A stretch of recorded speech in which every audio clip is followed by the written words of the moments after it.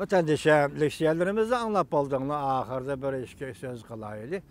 Endelikdeki vaziyetden qanday ekanligini ko'rib yetdiğini mesela Cumhurbaşkanı reisi Xi Jinping'nin iqtisod maslahatchisi ve yakın səbləşib 2 ayının 27 günü Washington geldi. 5 günlük ziyaret bilen däl 2 ayının 27 günü Amerika Savunma Ministerliğinin qandaq bayanat e'lon qilganligini hozir ko'rib o'tdinglar. Demak, 3 ayının 1 günü Prezident Trump'ning qandaq bayanat e'lon qilganligini yuqorida ko'rib o'tdinglar. Demak, bu kishilik yo'qi Washingtonga dashlash bilan qadam qo'yish bilan qarshi elinmadi degan gap. Endi bunun oqibatida keyingi Jungo Amerika o'rtasidagi savdo munosabatlarda yana qandaq ilgirlash, yana qandaq taraqqiyotlar bo'ladi. Buningda Jungoning noroziligi nima? Masalan, Amerika Qo'shma Shtatlarining bu to'g'ridagi yoki savdo siyosiy to'g'risidagi plani nima? Bu keyingi vaqtlarga qoldirildi. Vatandoshlarning bundan to'liq xabardor bo'lishini.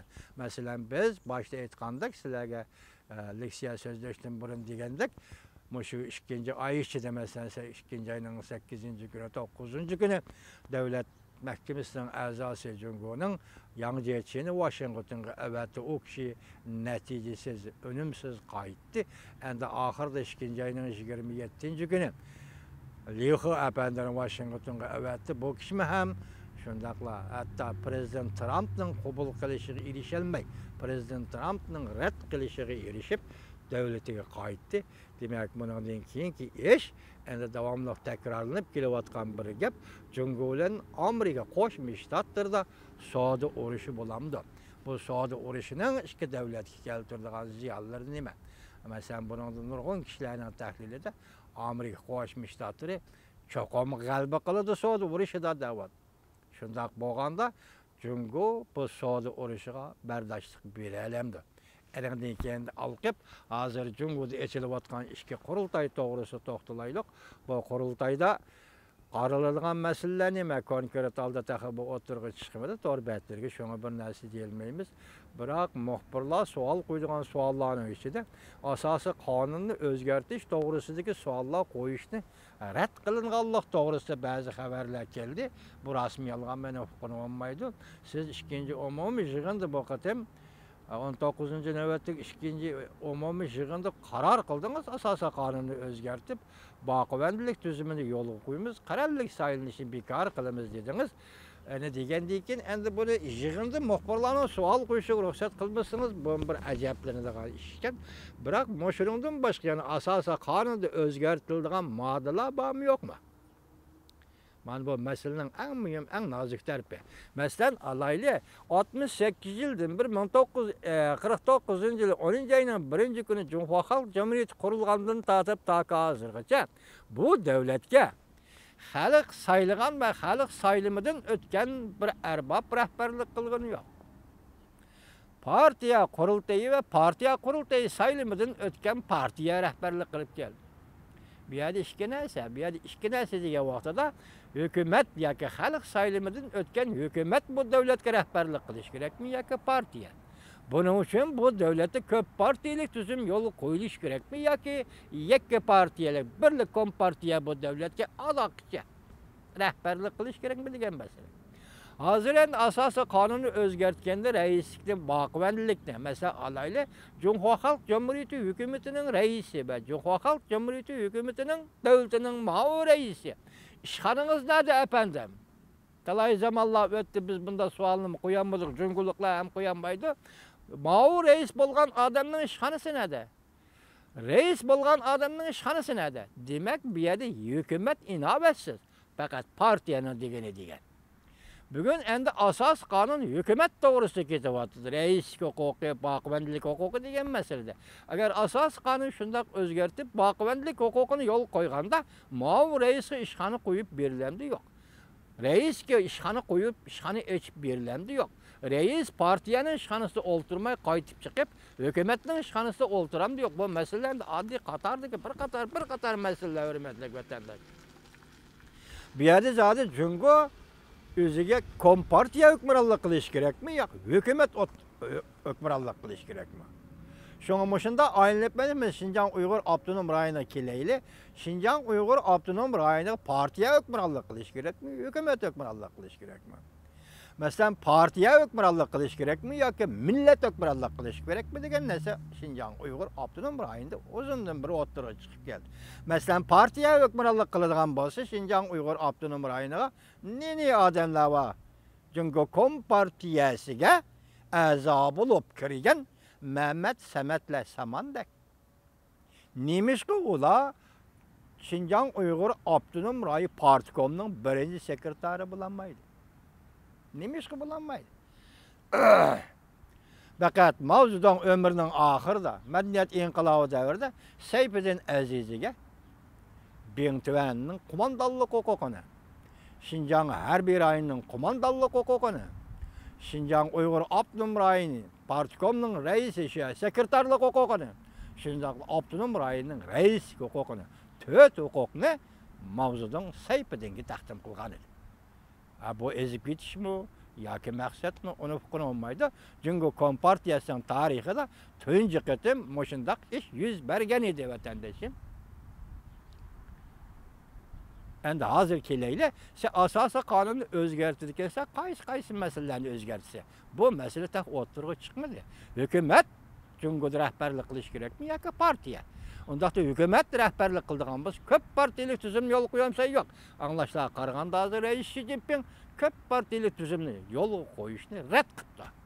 Ondaqda asas kanun özgertildi zaten. Nime bedi muav reis oturistiki münasibette birla reis Xi Jinping'nin yakın sepleşi Wang Qishan'ni işqi orunlaştırış üçünla asas kanun özgertilip otan halkka paydasız mı?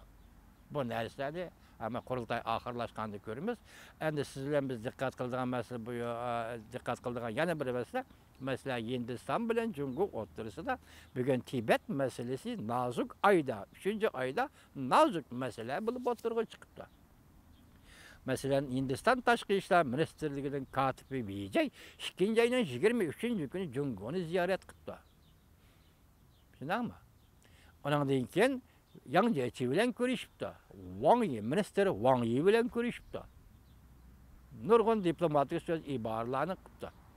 Şundaq deýle, anda 2. aýynyň 24. günü Vijay Yang Jiechi bilen görüşken şu peýtde, meselen alaýly däl 2. aýynyň 24. günü siz bilen biz üçin etganda ýokary kylyksylarymyz sözlegende Prezident Trump'nyň aýta keskin 3 ibarany sözlegenligi isimizde. Amerika bunun için kılımen degen yoki qilishga mecbur bolgan işte kılıdı degenini oğlu. Hazır arlıqda hazır bugün atgan yani bir haber geldi. Hindistan'ın veziri Modi yakında Cungu'nu ziyaret kıldı ki. Endi Tibet meselesi mesela 3. ayının 10. günü bulanın hatırı günü, inkılap günü. İnkılap kılgan günü. Endi şu arlıqda Tibet meselesi Hindistan bilen Cungu oturusu sezgörü meseleye aylanıp, sizler bilisizler. Uzun zamanlardan beri, ta ki 2015 yılı 9. aygacha şu vaqtda Dalai Lama Amerika Qo'shma Shtatlarini ziyorat qiladi degan edi. 10. ayda, lekin Dalai Lama ziyoratga kelmadi. Shu kunda hisoblaganda hozirgacha Hindiston hech qachon Cungu meselesi yak Tibet meselesi degandek meseleler bilen Tibet meselesiga aralashgan emas. Hem Hindistan Cungu bilen bu to'g'ri suhbatni qurib bakkan emas. Sizlar ko'rib turibsizlar, hozir 2017'de bolup 2017-2016 yıllardan başlap Hindistan bilen Cungu oturusu Tibet meselesi deydigan meselenin oturuga çıkıp kelip etişinden qaraganda sizler şunun dikkat kıldыңlar mı vatandaşım? Hazır Tibet meselesi Hindistan bilen Cungu oturusundaki mesele Amerika üçün etkandı. Amerika bu 3. devlet orunda turamda kandak. Ondaqda Tibet meselesi kandak kalkılış Hindistan bilen Cungu'nun işi mi kandak? Bu işler tak aldığımızda oturuga çıkıdığan işler. Aldığımızda kaç tarihinde oturuga çıkıdı. Bu Hindistan'ın pozisiyonu mi, Cungu'nun pozisiyonu mi? Lekin delmiş günde Tibet meselesini devir kılgan aldı Hindistan bilen Cungu'nun oturusundaki bazı keldi münasebetler küçüyüp gitti. Canlanıp gitti degen gep. Bugün yani şu qatada sizlarga vatandaşlarga bir savol qo'yaylikki. Hozir Jungo Kompartiyasi asosiy qonun o'zgartiman debdi. Prezident Trump hatta Reis Xi Jinpingning boqvandilik huquqi boqvandilikka o'ltirib raislikka abadiy o'ltirganligi to'g'risida chaqchaq qilibdi ham kulibdi. Buning natijalari nima? Ayni bilmaymiz. Boşundaq bo'lganda agar Jungo boqvandilikni yo'l qo'ysa, asosiy qonunni yo'l qo'ysa, uning atrofi boshda aytganda yana asosiy qonunning qaysi modellarida qanday o'zgarish bo'ladi? Mushlarni yig'inchoqlab kelganda, hozirgi vaziyatdan aytganda, masalan, prezident Trumpning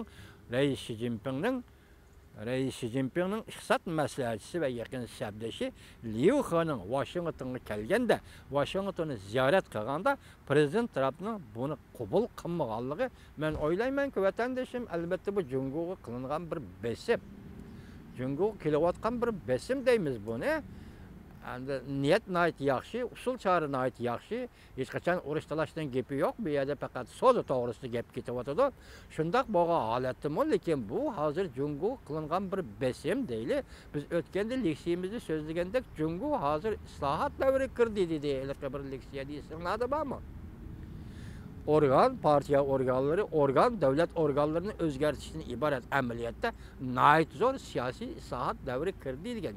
Siyosiy islohotning nima? Organlardagi Likochang bilan Jokochangni bir-biriga almashtirib ishlatishni shular islohot bo'ldigan bo'lsa boqmaydi. Lekin Jungoning ijtimoiy tuzumida, siyosat tuzumida nima o'zgarish hosil qilishi mumkin?